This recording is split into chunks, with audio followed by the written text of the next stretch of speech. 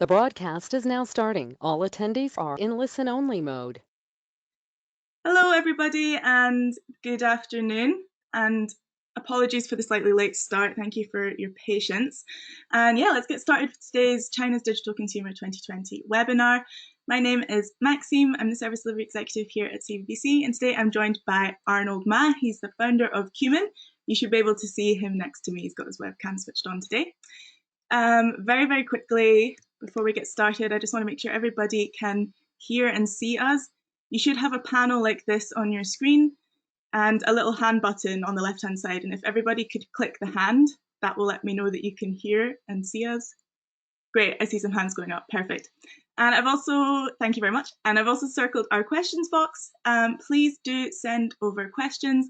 We're going to do a Q&A towards the end, 10 to 15 minute Q&A. And yeah, it'd be great to have some questions lined up for that. So don't be shy and feel free to pick Arnold's brain over the next hour.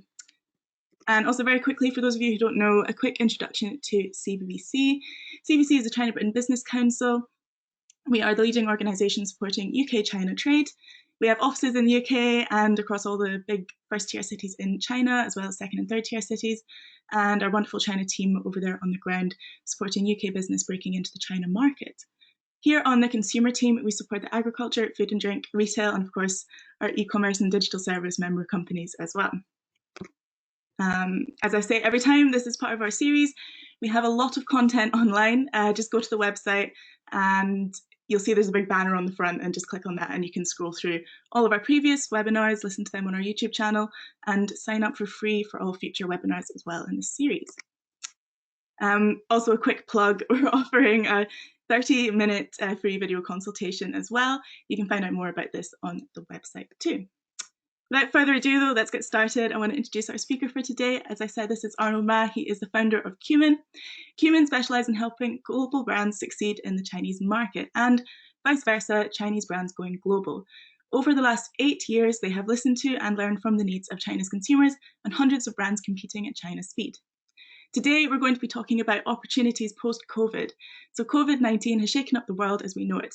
It has reshuffled the cards, changed China, so to speak. Businesses were challenged, new opportunities created, and with China's actions allowing the economy to rebound, consumers are now eager to spend. So what has changed in China's post-COVID-19 world? Without further ado, I am going to let Arnold share his screen and welcome our speaker for today. Hello, everyone. Welcome to the webinar. So I'm not 100% sure my chat is working because it says organizers and panelists. So if you guys can hear me, can you please say something in the chat? Just a quick hi or hello, I can hear you, will be really, really good. And it'll be awesome as well if you guys can just, please feel free to join in anytime. So drop a question in, even if I'm still talking. I'm happy to answer questions throughout because we're going through a few different topics in a few different industries today. So it might be best if you guys actually answer the questions as we go rather than save it until the end. I still can't see anything in the chat. I can't see any questions or anyone saying anything. I don't know, Maxim, do I need to like be in a attendee group or something? It looks like maybe I can only I'm chat not too sure. organizers. Yep, you can chat to organisers and panelists, and you should be able to chat to the entire audience as well, if that's an option. Organizers, there's no drop down. There's drop downs are only to organizers. We have Sheldon saying hello in the questions. I don't know if you can see them or not. I can't see that. No. It might just be. I can only see. So my chat, I think, is only between organizers and panelists, which is weird. I'm not sure if GoToWebinar allows me to make you an organizer, but if it helps, I can stay online and relay the chat to you. I don't know if that's any cool or not. Okay, good. Thank you very much. Thank you. Look, it's weird that I can't see anyone chat, but it's okay. Okay, let me just sort out the sharing. How did I do this last time? We can see. Got it. Yeah. Got it. show. Okay, awesome. Can you guys all see my screen? Yes. It's not full screen, but we can see. Hold on, let me see what it looks like. Audience view. Okay, cool. Good. Let me put it on like reading pen or something. Reading view is a bit better. Yeah. Okay, cool. Awesome, guys. We're in business. Yes. Come on, technology. We can do this. Again, please feel free to ask questions throughout, and Maxim has kindly stayed on to basically relay your questions to me. I guess first of all is that obviously this is like really crazy unprecedented times, right? So anywhere, China or the UK, no one's really dealt with anything like this before. So a lot of what we're seeing now is for the first time. And I guess you guys at home are probably feeling it as well. Like I, for one, haven't cut my hair in like 2 months time. So right now it's like ridiculously long. And that's why I'm wearing a hat. So it's not because I'm wearing a hat for the sake of it. It's just literally my hair got in so long. And I'm sure you guys have similar stories where you're missing things that happen normally that maybe we take for granted. And this presentation that I'm doing really is kind of about noticing the things that are different, but also how different industries are reacting to those things in a few different ways, which is really interesting. So I'm just going to go on. Okay, so before I start, I just want to introduce Cuman very quickly. So we are a people and experience company. We have offices in Shanghai, Xi'an, both in China, in London, and also a small office in New York as well. And we help to build brands in China and beyond. One thing that we do and we focus on a lot is strategy and creative. So rather than, I guess, just going in and saying to people, you know, you need WeChat to succeed in China, you need Weibo. We try to go back to the basics and focus more on strategy and then really look at tactics and execution once we've understand what is that we need to do from a brand perspective, but also how we build that emotional connection that's more meaningful than just posting content on WeChat or posting content on Weibo. So creating something that's meaningful as you would do, I guess, in your home country. I mean, you wouldn't go in and go to Facebook straight away and be like, we need a Facebook campaign. You go in and you understand the brand, the insights, and how to connect the insights of the audience with the brand. So that's where we start with everything we do. One thing that we've noticed over the last couple of years, I guess, even maybe 3 or 4 years, is that China tend to move at extremely fast pace compared to what we do here in the West. And we call this China speed, right? And in reality, this is more just rapid innovation or iterative development. So kind of like almost applying development, computer programming principles to building a brand or building a service or products for the Chinese market. So we've tried to do this as much as we can, and while working with Chinese companies, we've learned a lot of how they take stuff to market in China, and we're applying that to a lot of our clients right now. Some of the brands we work for right now are the Kering Group, obviously owns Gucci and Prada, Standard Bank, Sony, Man United, Haagen-Dazs / General Mills, Watford, Karuma. So a range between, I guess, sports and entertainment, luxury, travel and destination, obviously less now, FMCG, some of these categories I'll be going through later. So these are the 5 industries that we'll be looking at. And so for a few of them, such as travel and tourism and luxury, for me, it's more about how the industry has responded to the pandemic. And for someone like health services, sports and fitness and home cooking, it's more about how consumers has responded to the pandemic. So there's 2 sides to these categories that we found really interesting. So China is restarting, which is really good news. While China was an epicenter, the West was just about to was just the pandemic was just getting started in the West, and now China is coming out of it or restarting, as we say. Europe or the West is now the epicenter of the pandemic.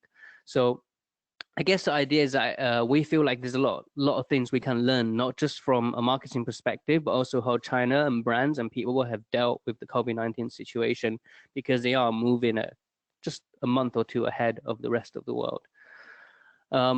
So Wuhan was the original epicenter, but now people are returning back to normal. I was on the phone with my cousin in China a couple of days ago, and it was making me really jealous, right? Because he was sending me pictures of like hot pot and also Chinese food. He was like, "Oh, come to China, everything's back to normal. We go out and eat some really nice food." So I was like, I was really gutted because I was meant to go to China in March as well, and this didn't happen, obviously because of the lockdown and the pandemic. But China is essentially pretty much back to normal as far as we can tell. So yeah, again, it's about understanding what China has done during the pandemic, but also is now doing after the pandemic.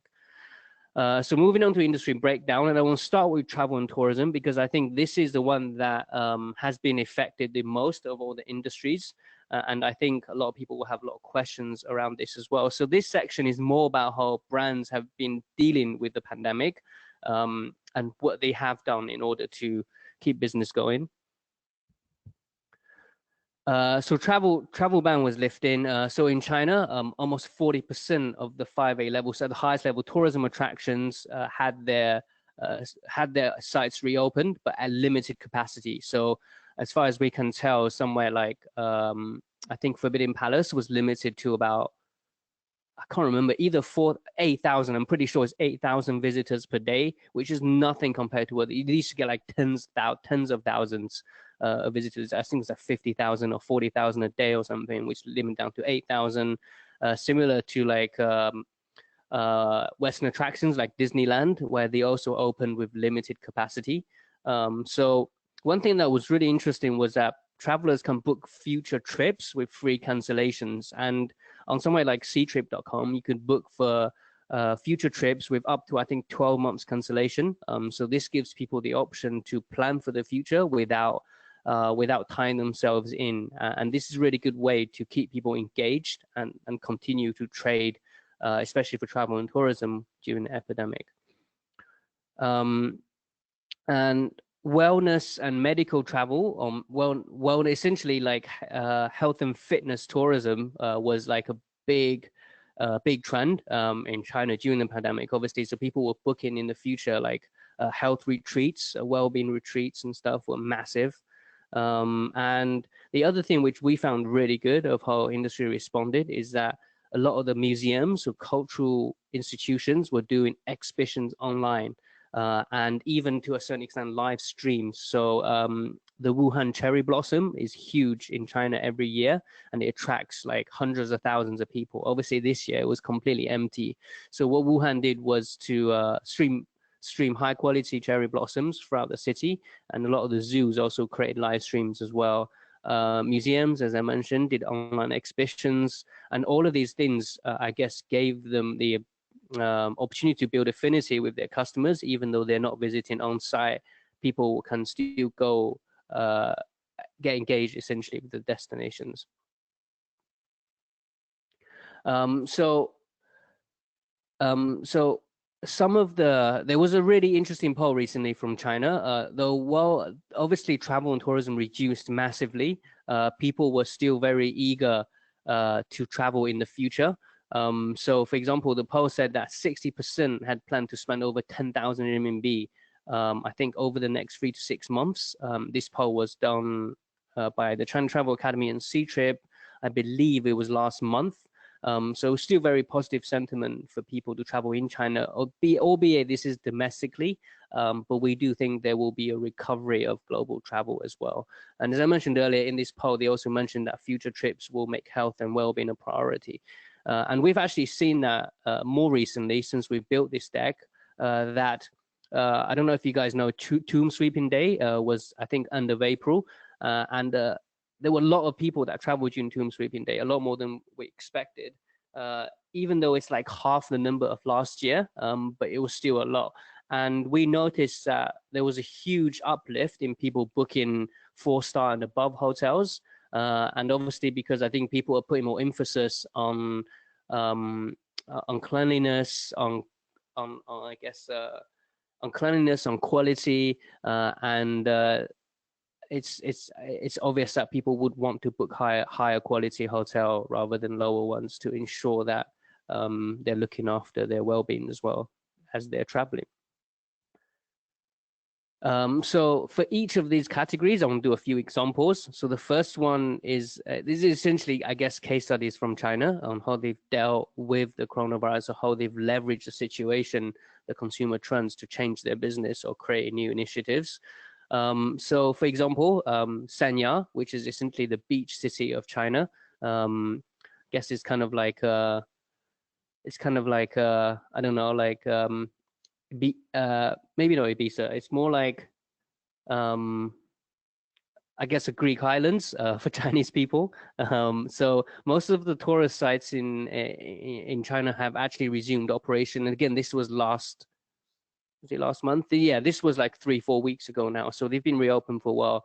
74 tourists enjoyed the reopening facilities. About 23,000 workers actually returned to their jobs. Another thing that we found interesting with Sanya was really emphasizing, I guess, more green initiatives as well, such as no plastic in nature, working with WWF. So a lot of these things a lot of these initiatives will give the consumers, or I guess the general public or the audience, the confidence that people are now looking after the general health of the planet, as well as the people that are living there. So this was amazing. So obviously they had a lot of brownie points from netizens in China, and people calling Hainan the Huawei of the East. Another good example is Ctrip. So Ctrip live streaming obviously become massive in China during the pandemic, because people are sitting at home, they don't know what to do.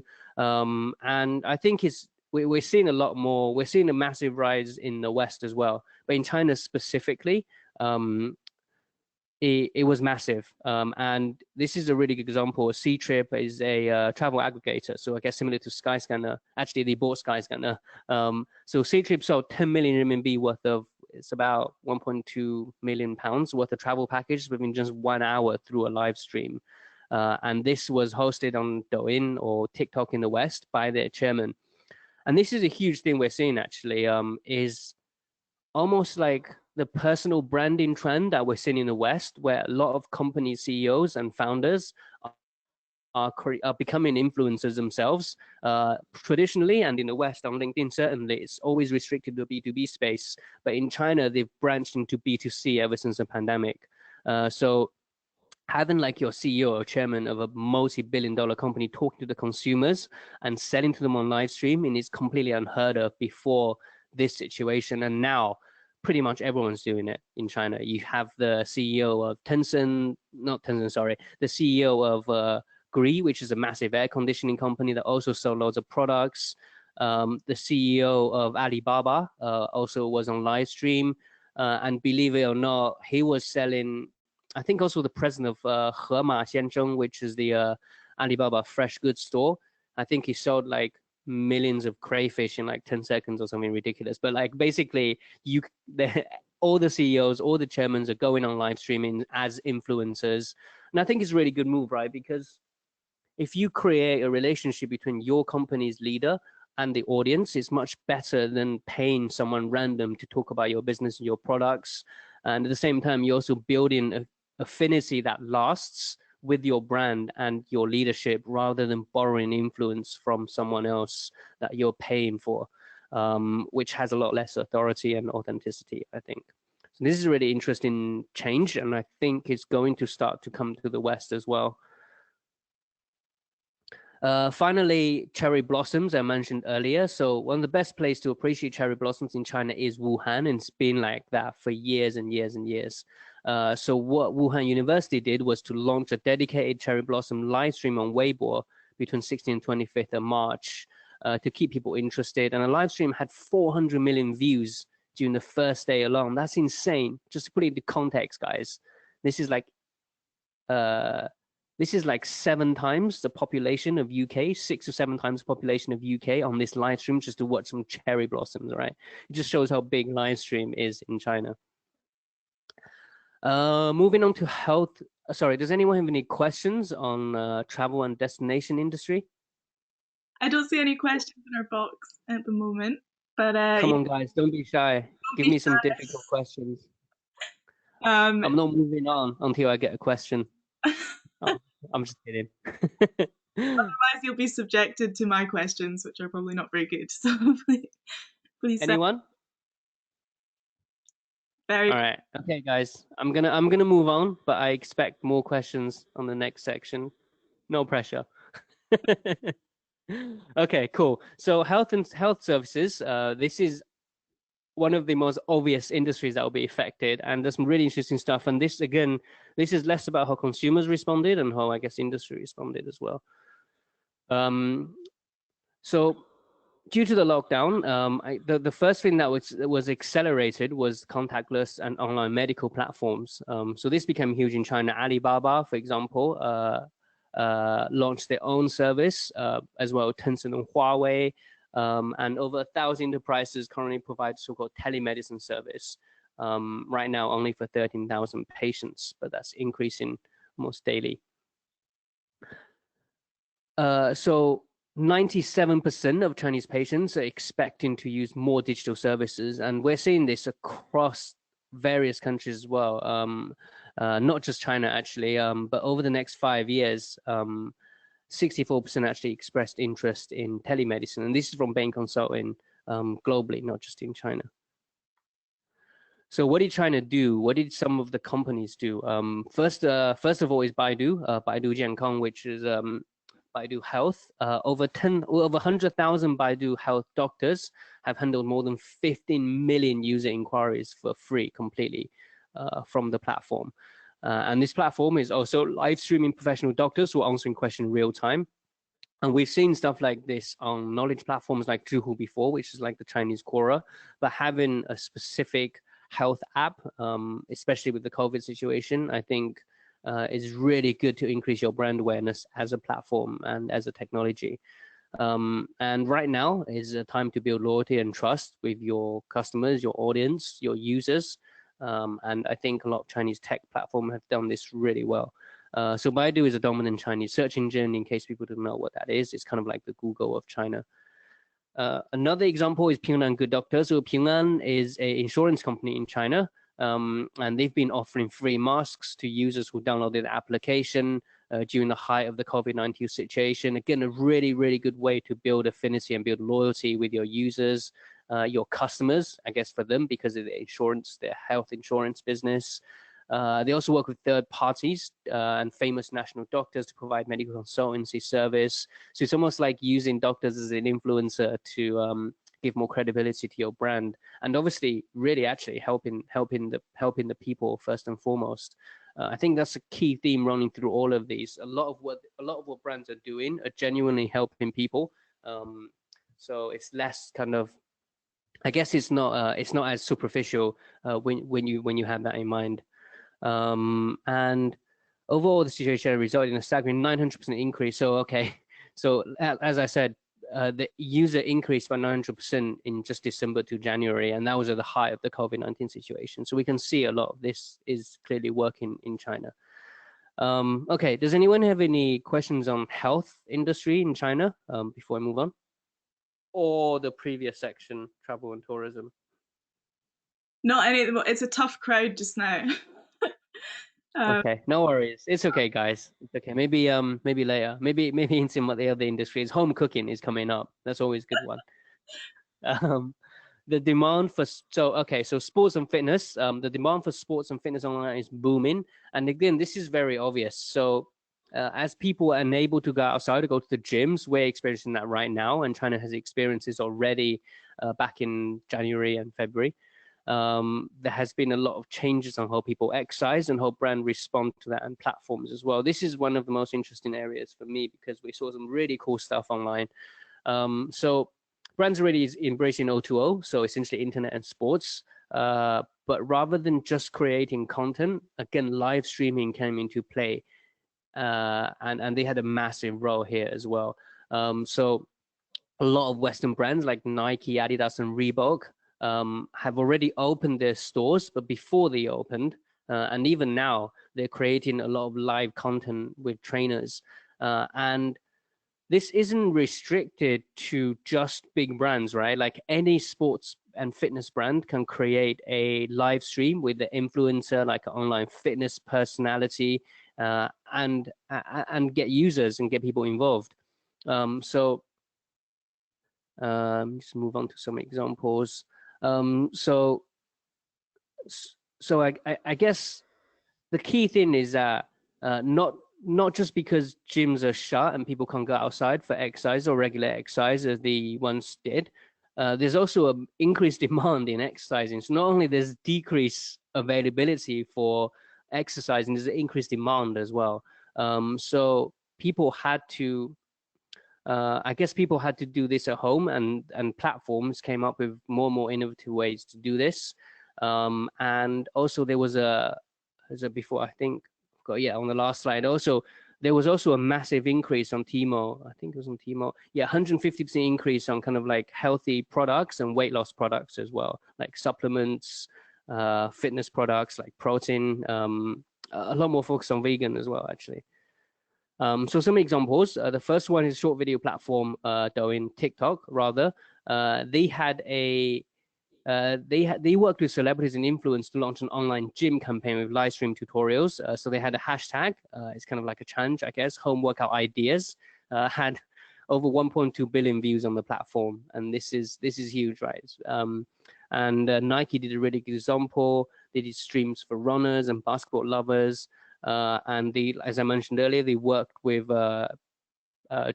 fitness personalities, so people who did fitness videos under the Nike banner to create live classes where you can actually book on Douyin. So it's almost like booking classes at a gym, only online.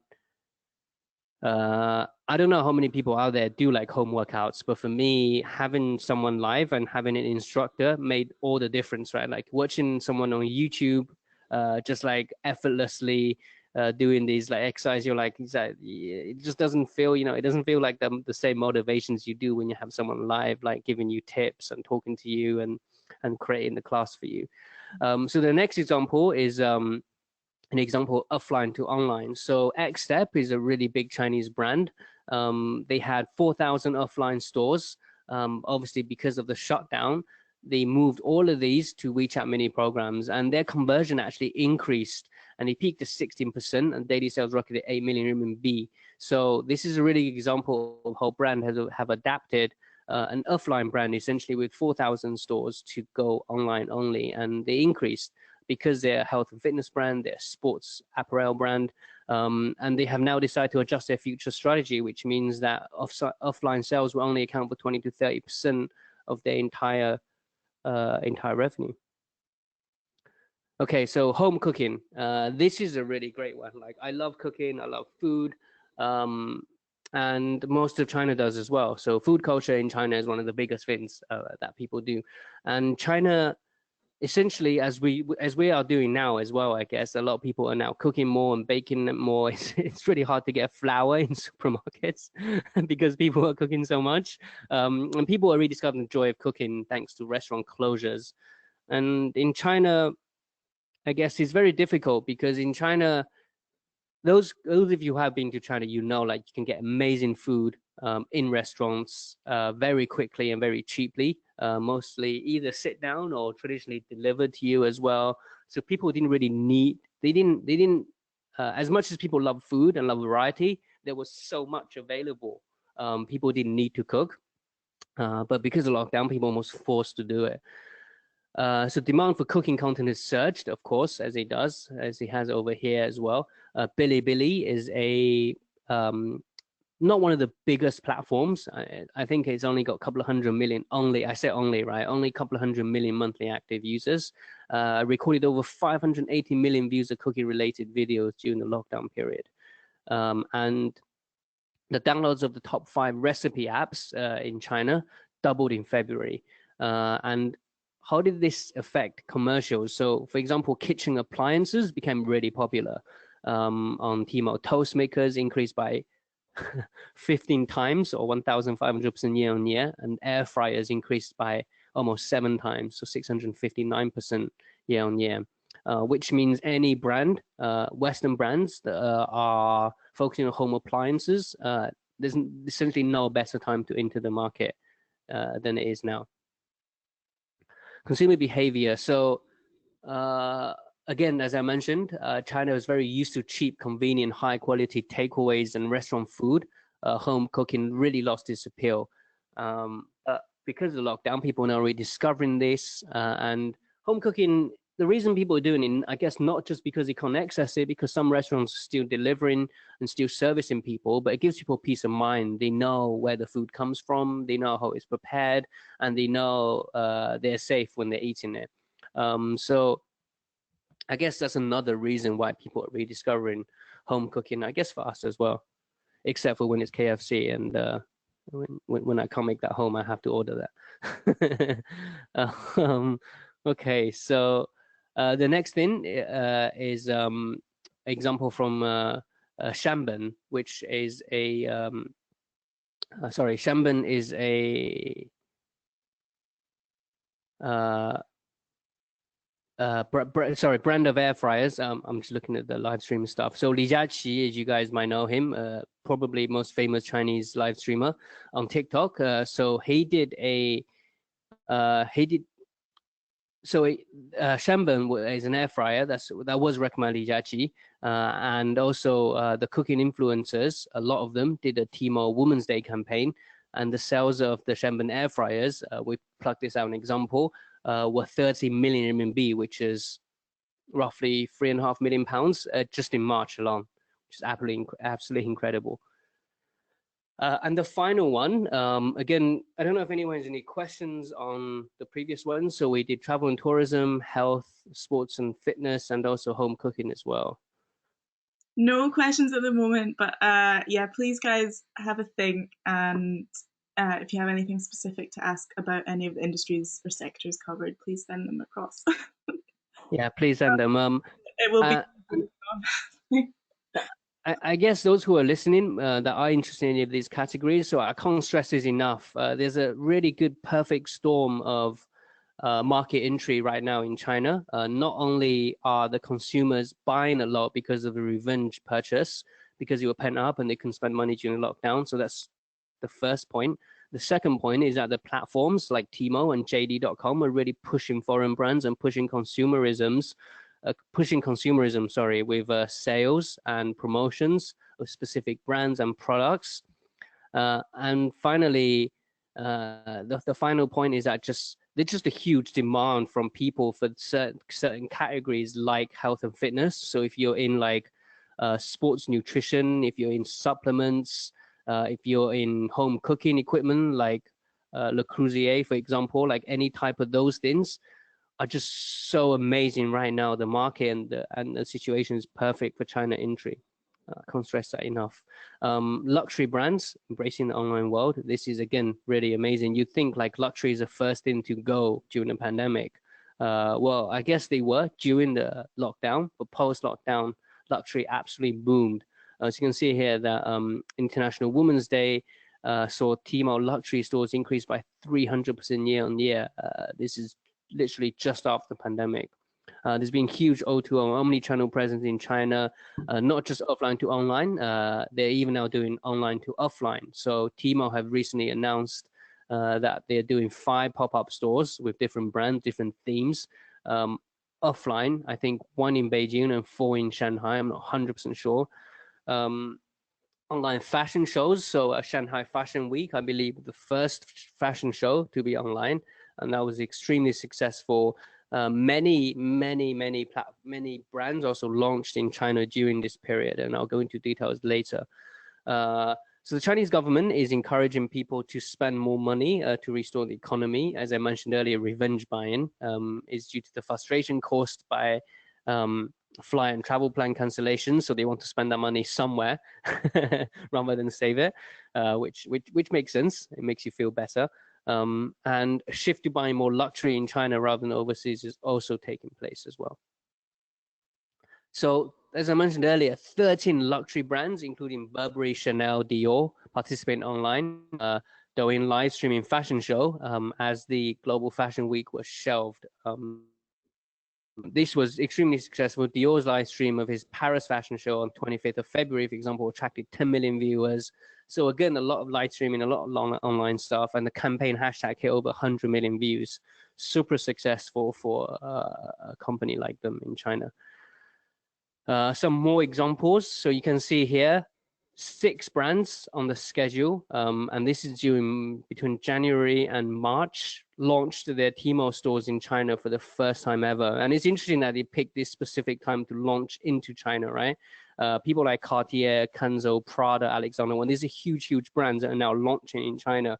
And I think really like February, March was like the golden time, like March really. Now is not too late. Again, we've seen examples of other brands doing it really well, and there's no reason. So I'll give you another example. I believe Tmall Global is looking to launch 2,800 international brands onto their platform in 2020. That's average like 5 a day, which is absolutely incredible. And they're also promoting this brand. So every time they launch a new brand, they're giving you free advertising space on the platform and free footfall. So really, now is the time to do it. Another one, Cantonese fashion jeweler, Chow Tai Fook, reopened 85% of stores, over 3,600 Chinese stores before March the 15th. They started producing masks for international donation on 20th of March as well. So again, contributing to the fight against coronavirus really helps brands. And Vuitton always do really cool stuff in China. I'm a big fan of what they do. So they actually live streamed on the review platform Xiaohongshu for the first time. Again, like you see brands really trying things out during this pandemic, which is good to see. And it's working for them. The 1-hour live stream was hosted by a Chinese influencer. It only had 15,000 views. And some commented on the background, but they did gain 20,000 new followers. So I guess it wasn't as polished as should be, but I think that's okay because the nature of live stream is that it's unplanned and it's authentic. And I think having that kind of, I guess, lack of planning almost increases the authenticity of it. And that's it for the 5 categories. So I guess before I do a summary, I don't know if anyone want to, you don't have to ask me questions about this specifically. You can just ask me questions about anything. Like I can give you tips on cooking if you want, Chinese food, or no, I'm just kidding. I can like anything outside the categories or the industry. Just feel free to ask me. Don't feel like it has to be specific to this content or what we're talking about right now. Just ask Arnold anything. Anything. I can give you tips on how to manage your hair if it gets too long and you can't get your hair cut. Just the tip is wear a hat. No questions at the moment. I don't know if you want to do the summary now, or I'm also happy to kick off a discussion with some of my questions. I'll do the summary quickly. So what's the takeaway? I guess that's probably the most important thing. Sorry to interrupt. We have a question. Oh yes, go on, hero. So this is from Jamie, and his question is now a good time to launch a premium UK sports water in China? Yes, there's not been a better time in the last 5-10 years to launch a premium sports water brand into China, and I think that's an absolutely fantastic idea. So we're actually launching a few health and supplement brands in China.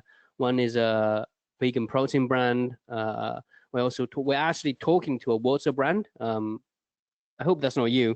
It could be you, because I don't get involved with a lot of the discussions at the moment. But yes, the answer is right now is a perfect time to launch something like that. What I would do is focus on demand and less on building the shop. So I know, like, if you speak to people, a lot of people say to you, oh, you need to open like a Tmall store, you need to spend loads of money to set everything up. You don't really need to do that, right? Like cross-border right now is so convenient and the platforms made it so good for brands and consumers. I would just try and create some demand, focus on building the community, using influencers, micro-influencers, advocates, rather than like massive influence that have millions and hundreds of thousands of followers. I would focus on micro advocacy and try to build your community that way. There's a lot of interest on health and fitness right now. So if you have like a specific USP you can talk about, especially if it's natural, it'll get picked up online, and there'll be a lot of traction, a lot of conversations around it. So yeah, drop us a line if you want to have a chat about that after the webinar. Yeah, absolutely. If anyone has any questions or would like to have a chat with Arnold, I think he will have a slide with his contact details up at the end, hopefully. And if not, I will include them in the follow-up email, as always. Send me some water. I'll let you know if it's any good. We'll do that, yeah. Send some samples across. um, yeah, no, you're quite right. And as you're saying with cross-border e-commerce, it's much more lenient on things like regulations and ingredients for things like flavored waters and health things in China. I think with traditional import, they're quite strict on what can be labeled as, oh my gosh, there's a fox in my garden. That's crazy.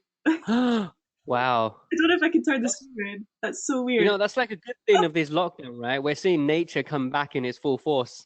Sorry, that was so random. But yeah, quite right on. I'll let you continue. Sorry. Okay, cool. So, cultural realignment is something that I talk about a lot personally because I think China. Okay, so home cooking is a good example, right? Like China food culture has been part of Chinese culture for thousands of years, and people cooking at home, not just for the sake of eating, but also I guess the uh the um the whole notion of cooking and with your family and cooking together, preparing food together has been like almost like a family staple in China for generations and generations. And ever since the convenience of stuff like online food delivery, that's been lost. So cultural realignment is seeing something that was originally part of the culture coming back because of a certain situation. And for me, cooking is a really good example. Health and well-being is also a really good example. If you look at how people used to live in China, again, like ancient civilization, it was always about health. It was always about understanding your body, understanding your mind, and being as healthy as you can be, both body and mind. And again, with kind of like the rapid economic development in China, growing at 10% year on year, although it's amazing for the country, society as a whole, it takes a huge toll on individuals in China and people in society. So health and wellness has not been top of mind as they have been traditionally. So again, cultural realignment is bringing that back to the foreground. So three things in terms of summary. The outbreak has made people refocus on things of real value. And I mentioned cultural realignment, health, nature, activities like home cooking. That's really again, it's not necessarily just about eating good food. It's about being with the people in your family and being together and having a meaningful activity to do together. And that's always been really important part of the family unit and the culture of the family unit in China. And the second thing is accelerated online virtual world. So it's like these two things almost kind of like headbutting each other. So live streaming became huge, and I think is massively here to stay. And I think live streaming is the next evolution of social media, right? It's even closer to the people that you're following or the people that you're seeing content from. We see in the West with YouTube. So live streaming on YouTube is becoming bigger and bigger, where people, influencers or content creators, is essentially creating content live and then posting it as static content as well. And I think we'll see that a lot more in the future. We're actually thinking of doing something which might be interesting. We're wanting to so anyone who don't know, we have a podcast called China WTF. You can search for it on Apple Podcasts. So we're thinking of recording that live on live stream and then cutting that almost like a live recording and cutting that into content afterwards. And just wanted to see how it goes. But I think live really helps to build affinity with your audience. You might not get as huge numbers, but it really helps to build more affinity, whether you're a brand or a content creator. Accommodate social distance for more convenient contactless services are sprouted in so-called China speed. So rather than testing stuff, I know Amazon Go has been testing their contactless stores for I think 4 or 5 years now. I think when they started testing it, China was still a country full of farmers. Now they're a world superpower, and this just shows like China's speed, right? Like during the whole time while Amazon was testing their contactless Go stores, China not only went from cash economy to now having AI stores all over China that are essentially the walk-in, walk-out concept. I just did a post on this on LinkedIn today. You should check it out. I would love to hear you guys' thoughts on this. And another few things. So it's clear that Chinese people now more than ever want to live the moment, and this is important in travel and tourism as well. They want to make the best out of their situation, heading towards this and this wish. So um, I guess rather than, and we've seen this evolution before, rather than traveling for the sake of like check boxes or taking pictures or saying I've been there, they're now wanting to live in the moment when they travel. And it's almost in everything they do, but I guess in traveling, it's more effective more than ever. So focus less on like creating scenic spots for people to take photo of, especially when the pandemic is over. In a couple of months, a lot of hotels and destinations will reopen, and I think we'll see a resurgence of global travel. Focus more on how you can create the experience uh, rather than creating photo opportunities, which I think is a very traditional way of understanding Chinese consumers. Um, Only those brands understand the moment will solve the problem and make better reconnect the people of China. So you need to understand right now what's happening and how it's affecting Chinese culture. A lot of what I've spoken about is about how it's affecting Chinese people and Chinese cultures. Less about the industry, the brand, or tactics of sales strategies. It's really about understanding the people. And finally, Chinese people are concerned about the spread of the virus in the rest of the world. So brands that are sending into China need to reassure customer supply chains, like how they're keeping everything safe. And that's actually a big worry because China is now out of it. They don't want to be caught in a second wave. And that's it. So I don't actually have a page on contact details, but I'm sure Maxime will be able to send that to you guys. You can follow me on LinkedIn, search for Arnold Ma. I think I'm the only Arnold Ma on LinkedIn. Only one worth following anyway. But I'm pretty sure I will pop up if you just search for Arnold Ma on LinkedIn. Yeah, absolutely. Thank you so much. And I will include all of your contacts, your LinkedIn, your email, and all of that in our follow up. And we have a question, another one. Yes, question. From a Mr. Howell. So, can you talk a little bit about the efficiency of these consumption vouchers? And have you seen any success stories in sectors you talked about? Yes, this is a really good question. So, for those of you who don't know what this is, the government's, I think it was the Shanghai Municipal actually issued specifically consumption vouchers both for merchants as well as for consumers. So, merchants can create discounts that are, I think, backed by these vouchers, and also consumers can use vouchers to purchase. It's a really good way to boost consumption and economy post a crisis because instead of giving people cash, which is what Donald Trump did in America. Probably the worst idea, right? It's like it's so reactive. It's like, what should we do? Give people some money. Like people chances are they'll stash that cash away rather than create consumption, which boosts the economy. But if you give them vouchers, there's much more likely chance that they will actually spend that money. And it creates the same effect in terms of positive sentiment as well. And also you can back both the merchants, i.e. the suppliers and the brands, as well as the people as well.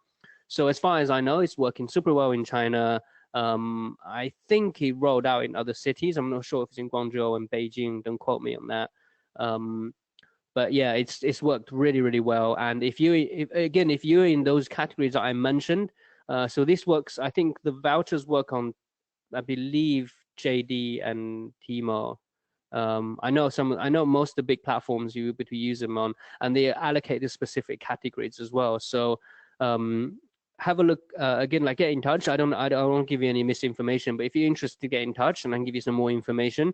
I think the main thing is, again, if you're foreign brands looking to enter China in those categories, now is really this just adds another reason for you to do that and get into China and start testing the market.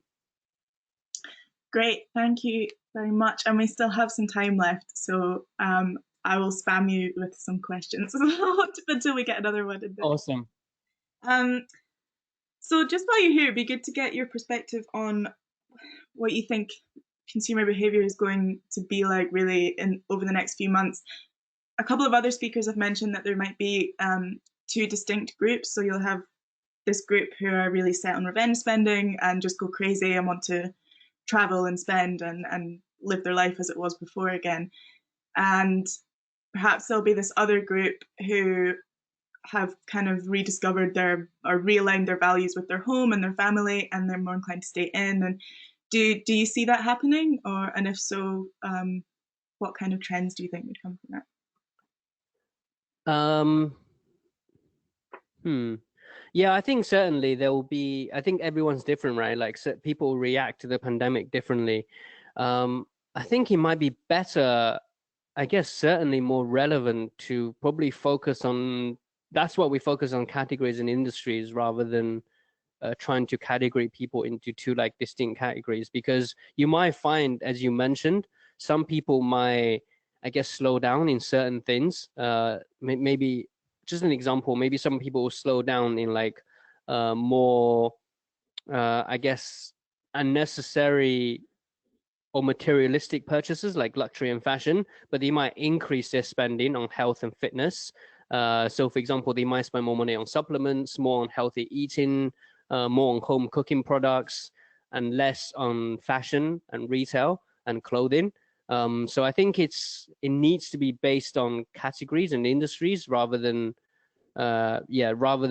grouping them based on certain people spend more and certain people spend less.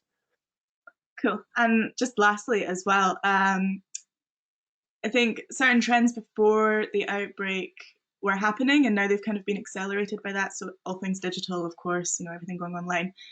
One in particular that stood out to me was sort of patriotic values and stuff of Chinese consumers. And do you think that's been compounded after the outbreak, given China's response to Mm. it and how quick they were at um, initializing the lockdown and controlling the spread? Do you think that's something that's increased even more? And does that pose more of a challenge to foreign brands? Or should they collaborate, or how should they handle it? Um, oh, it's a really good question. I think it's a really good question. I think I don't know if it has a massive nationalistic effect on consumption. I think I think it was kind of like I think he changed both ways, right? So at the start, Chinese people were very angry at how Chinese government handled the situation. So they didn't expose it immediately. There was enough transparency. They tried to hide it, and everyone knows that. And that was a massive mistake. But I think once Chinese people have seen how Western countries and leadership have handled it, they're very grateful at the efficiency of the Chinese government after they realized their mistake of trying to cover it up, right? So and I mentioned earlier, I guess, like I think showing that your brand has provenance in terms of its, I guess, quality will really help, especially if you're a health and fitness brand that's trying to enter China now.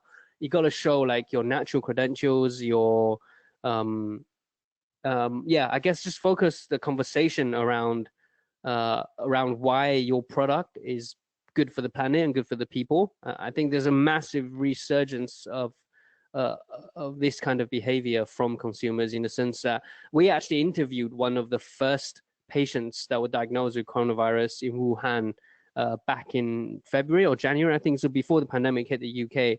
And one thing he said was that specifically that he will be looking after his health a lot more when he comes out of this. And I think that's a really kind of like a telling sentiment from the general public, not just, I guess, more specifically in China, because health and wellness is traditionally been Chinese culture for thousands of years.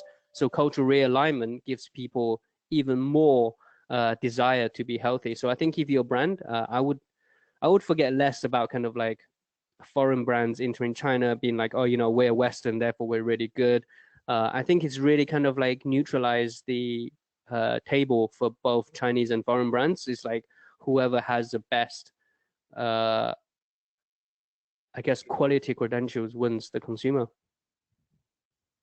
Brilliant.